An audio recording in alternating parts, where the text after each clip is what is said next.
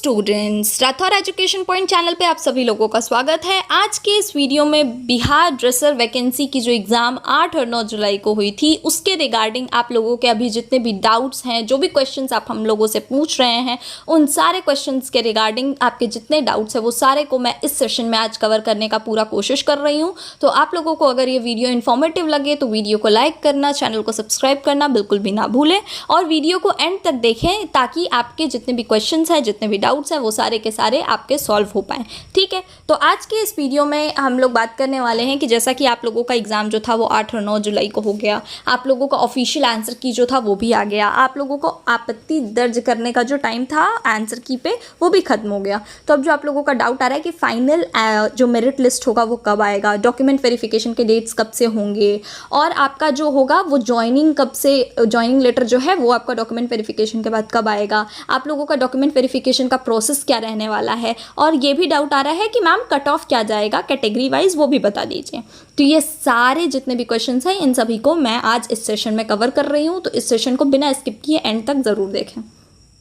सबसे पहले बात करते हैं आपके एग्ज़ाम के आंसर की फेज़ का। ठीक है, तो आपका एग्ज़ाम का जो आंसर की फेज़ था वो पूरा हो चुका है। जैसा कि आप लोगों को पता है कि आपका एग्ज़ाम जो था वो 8 और 9 जुलाई 2025 को BTSE द्वारा कराया गया था। आपका आंसर की जो है वो 30 जुलाई 2025 को आ गया था। ठीक है, ये सब कुछ वो है जो हो चुका है।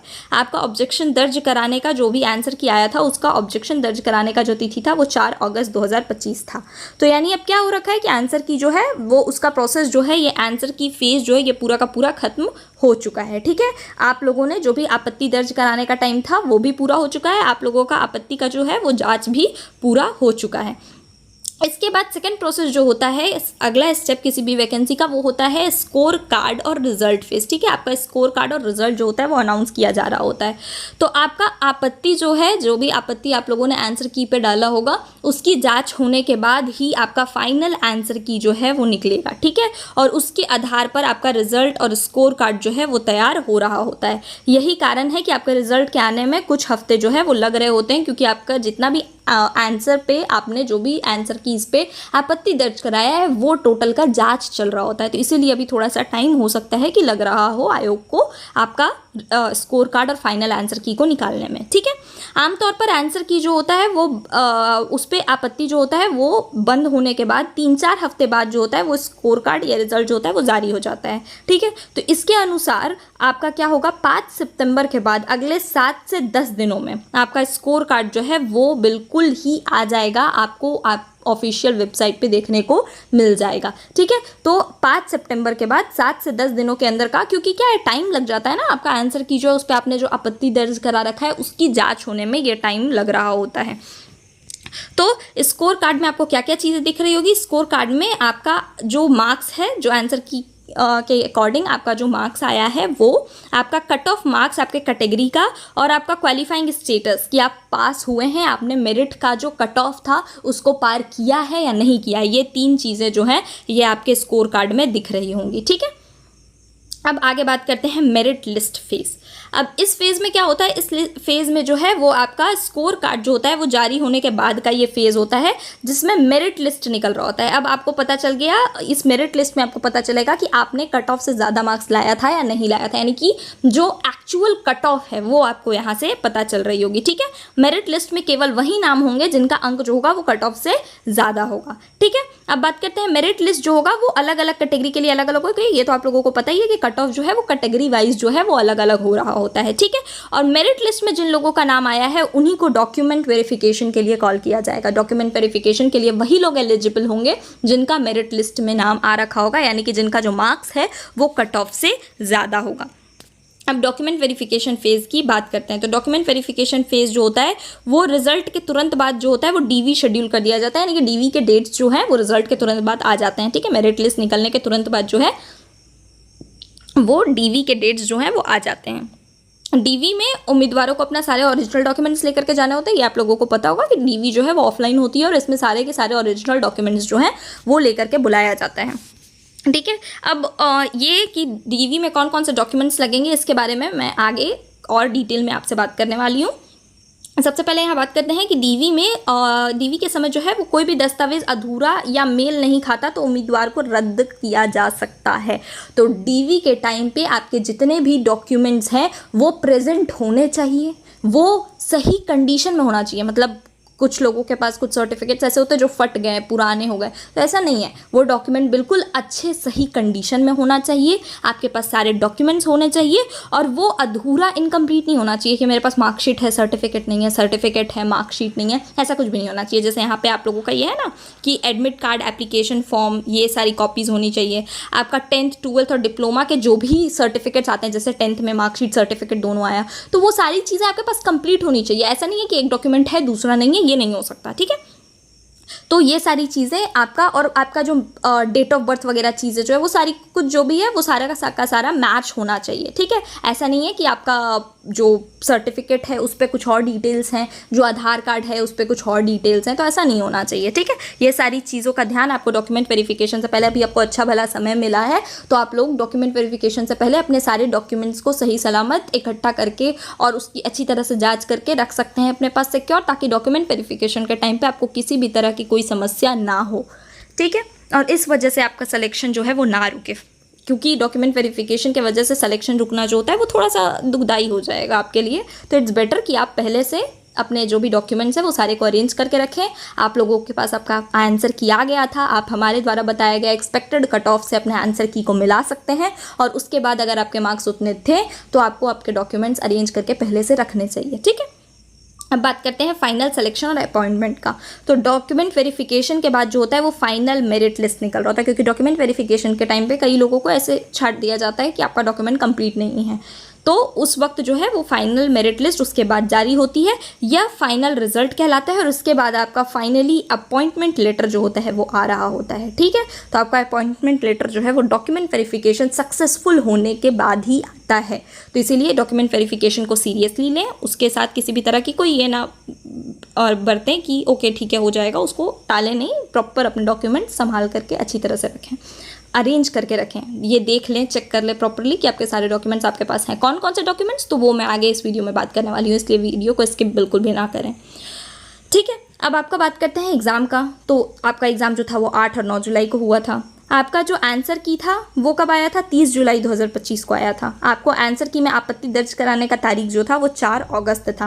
और अब फाइनली आपका स्कोर कार्ड और रिजल्ट जो है वो 5 सितंबर के बाद अगले 7 से 10 दिनों में आने का चांसेस है। मतलब 15 सितंबर से पहले आपका जो है वो स्कोर कार्ड और रिजल्ट आने के पूरे चांसेस जो हैं वो बन रहे हैं।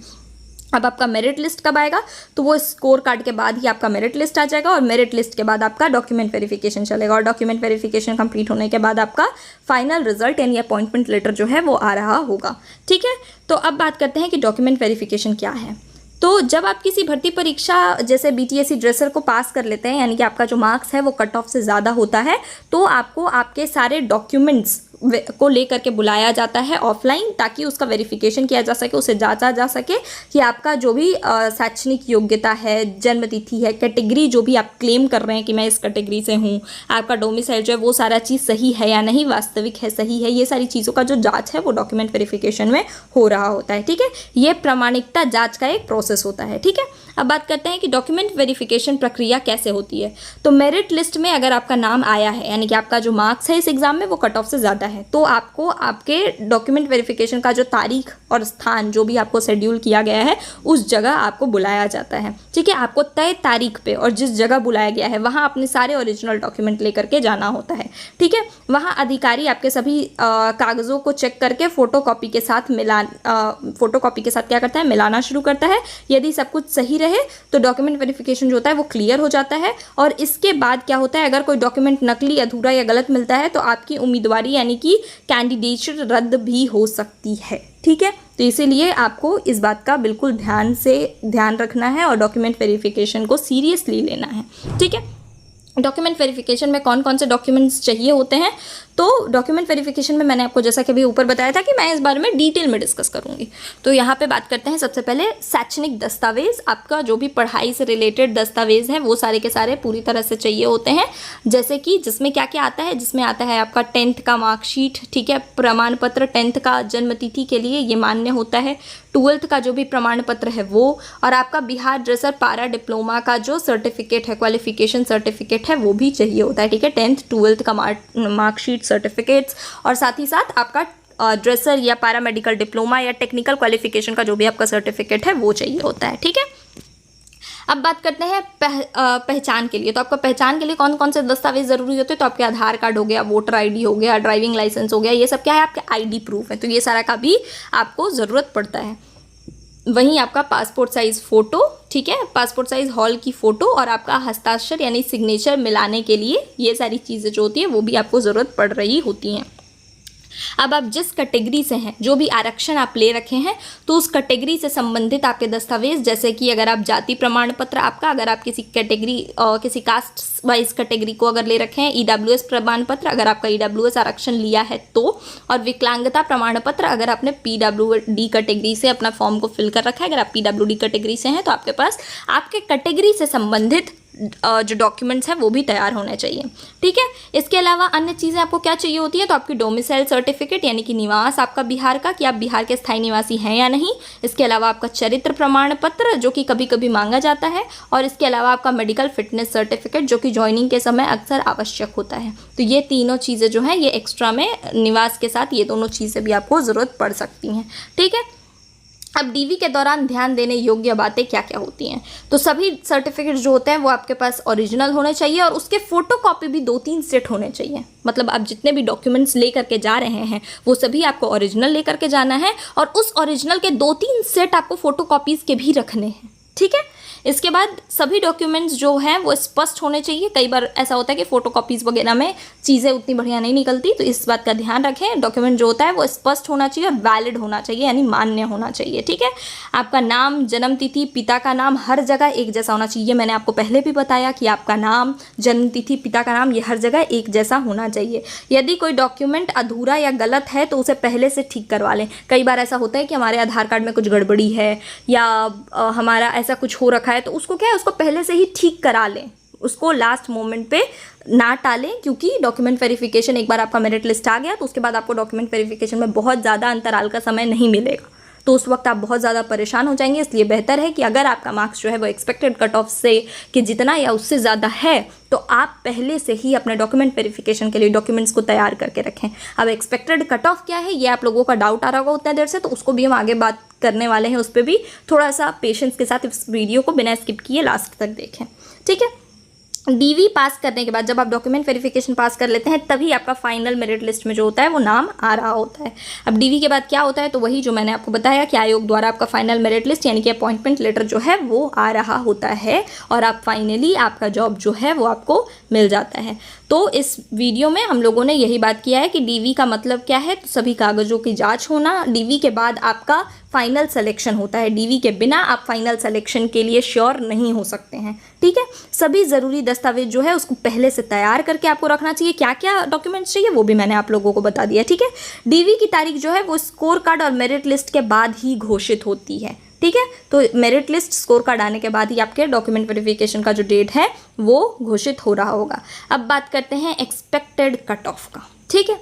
तो जनरल कैटेगरी यानी यूआर, जनरल यूआर के लिए जो एक्सपेक्टेड कट ऑफ है वो 55 से 61 मार्क्स तक रहने वाला है। वहीं ओबीसी कैटेगरी की बात करें तो आपका जो एक्सपेक्टेड कट ऑफ है वो 50 से 55 तक रहने वाला है। ईडब्ल्यूएस कैटेगरी की बात करें तो 47 से 51 तक, एससी कैटेगरी की बात करें तो 40 से 45 तक। वहीं अगर एसटी कैटेगरी की बात करें तो कट ऑफ जो है वो 35 से 40 तक जा रहा होगा, ठीक है।